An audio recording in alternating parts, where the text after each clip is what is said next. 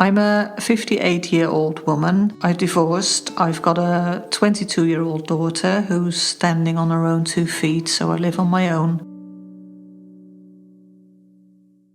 I used to work as a cardiac sonographer, meaning doing ultrasound scans of the heart and writing reports for specialist cardiologists, GPs, about my findings, so it would help them in the treatment of the patient. I worked in mainland Europe in cardiology for 9 or 10 years.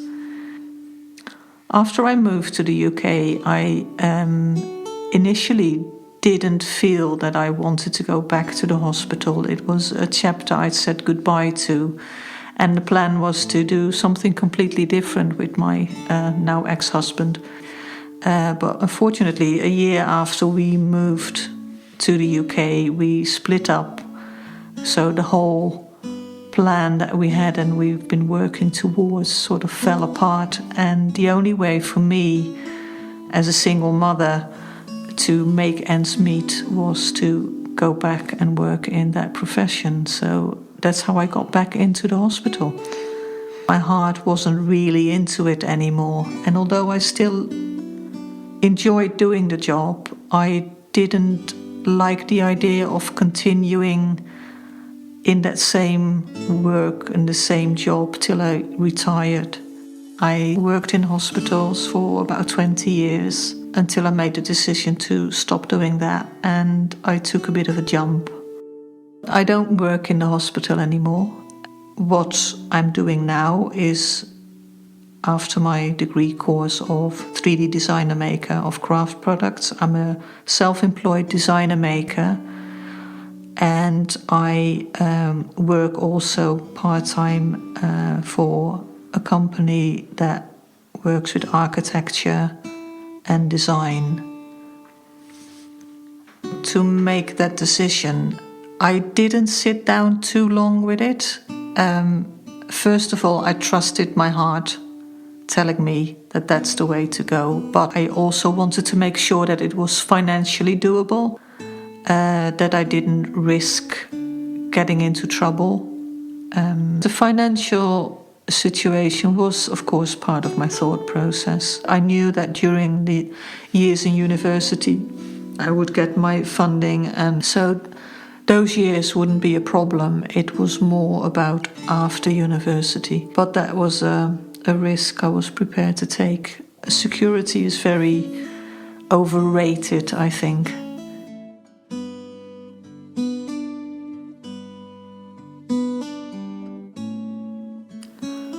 When I made the decision to leave the hospital, I had many different reactions and responses from colleagues and friends. People were happy for me because they sort of recognized that that would be closer to my heart than what I was doing.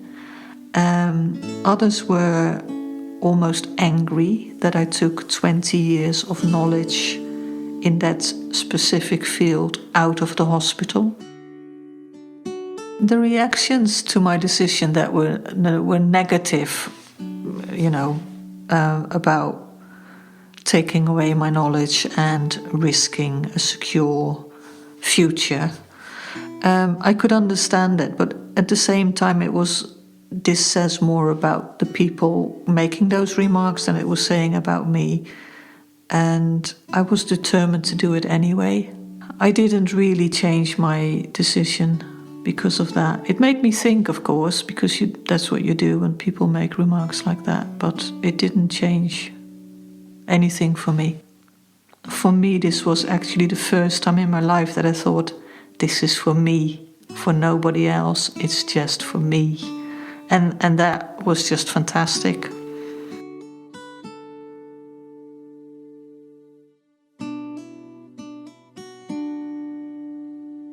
What it has shown me is that it's okay to trust my instinct. It's just seeing a train passing and deciding to jump on it. There's not a lot of thought. Of course, there is a bit of thought involved, but it's you have to jump, otherwise you miss it. It's a chance. You see the chance coming and you either get on that train or you let it pass. I think it's a bit of a cliche to say that you don't regret the things you've done, but you will regret the things you haven't done. I think I'm a believer of that. Having worked in a hospital, I've came across a lot of people in distress and also people at their end of their life. And again, most of the regrets that people were telling me about were about things they didn't do. It was always about time spent with loved ones, doing things that they loved doing, and the regret of not doing that. And I think that always stayed with me. I think I would be able to take a jump and a decision like that again in my life, no matter what age.